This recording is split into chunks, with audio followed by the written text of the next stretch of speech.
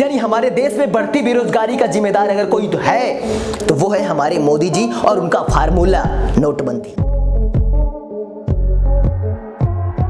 आज की इस वीडियो में हम आपको एक ऐसे दोहरे चरित्र के व्यक्ति से मिलाने वाले हैं जिसकी बातें चुनाव से पहले कुछ और थी लेकिन चुनाव के बाद अब कुछ और हो चुकी है। तो आइए सबसे पहले हम आपको एक वीडियो क्लिप दिखाते हैं। जो लोग ये कहते हैं कि नोटबंदी से हमारे देश को बहुत ज्यादा फायदा हुआ, जो लोग ये कहते हैं कि नोटबंदी से दुश्मनों की कमर टूट गई, वो लोग इस वीडियो को ध्यान से देखें कि नोटबंदी से रियल में किसको नुकसान हुआ है। नोटबंदी से सबसे ज्यादा नुकसान जिसको हुआ है उन्हें तो मतलब ही नहीं इन चीजों से। खैर, मैं आपको वीडियो दिखाता हूं फिर बताता हूं आपको। नोटबंदी के बाद 3 लाख कंपनियों को ताले लगा दिए। 3 लाख कंपनियों को। अगर किसी एक कंपनी को ताला लग जाए तो बहुत बड़ा पुतले जलाने के कार्यक्रम हो जाते हैं। 3 लाख कंपनियों को ताले लग गए, जूं तक आवाज नहीं आ रही है क्योंकि सब हर कोई किसी न किसी पाप से डूबा हुआ। वाह मोदी जी वाह, मान गया आपको।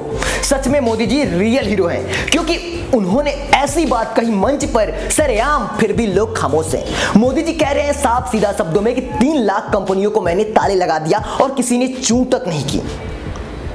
इससे बात से यह सिद्ध हो जाता है कि हमारा देश सच में अंधभक्तों का देश हो चुका है। मोदी जी साफ साफ कह रहे हैं कि 3 लाख कंपनियों को मैंने ताले लगा दिया। आप जरा सोच कर देखो, 3 लाख कंपनियों में अगर 3 मजदूर भी एक कंपनी में काम कर रहा होगा तो 30 लाख लोग बेरोजगार हो गए हमारे देश में।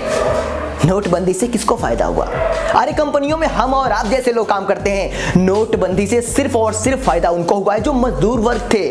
3 लाख कंपनियों को ताले लगने का मतलब सोच सकते हैं कितने लोग बेरोजगार हो गए होंगे। यानी हमारे देश में बढ़ती बेरोजगारी का जिम्मेदार अगर कोई तो है तो वो है हमारे मोदी जी और उनका फार्मूला नोटबंदी।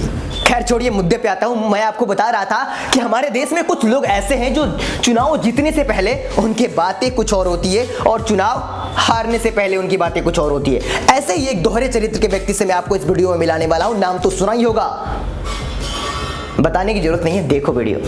बहनों, अरे दुनिया के पढ़े लिखे देश भी जब चुनाव होता है ना तो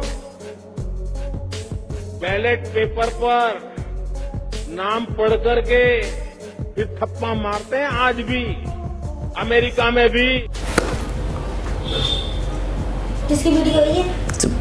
तो देखा आपने, मोदी जी खुद कह रहे हैं कि ईवीएम जिस देश ने बनाया वो उसे खुद यूज नहीं करता है।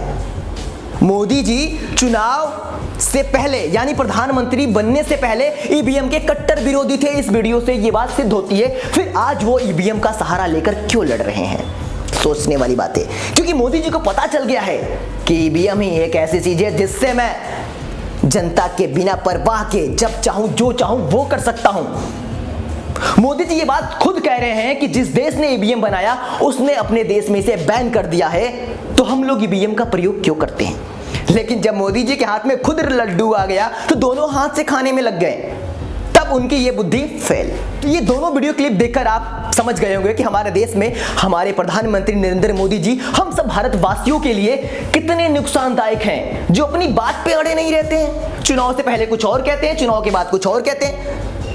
अगर आप सच में मोदी जी को सत्ता से हटाना चाहते हैं तो सबसे पहले ईवीएम का विरोध करना होगा। और हमारे देश के जितने भी ये राजनीतिक दल वाले हैं ना, ये सभी लोग चुनाव हारने के बाद ईवीएम का विरोध करते हैं। अभी सब लोग खामोश हैं, सपा बसपा सभी के सभी खामोश हैं। लेकिन जैसे ये लोग चुनाव हारेंगे इन्हें चुल मच जाएगी, ईवीएम रोना शुरू कर देंगे। मिलेंगे आपसे अगली वीडियो में। आप देख रहे थे धाकड़ न्यूज और ऐसी न्यूज देखने के लिए हमारे इस चैनल को सब्सक्राइब कर ले।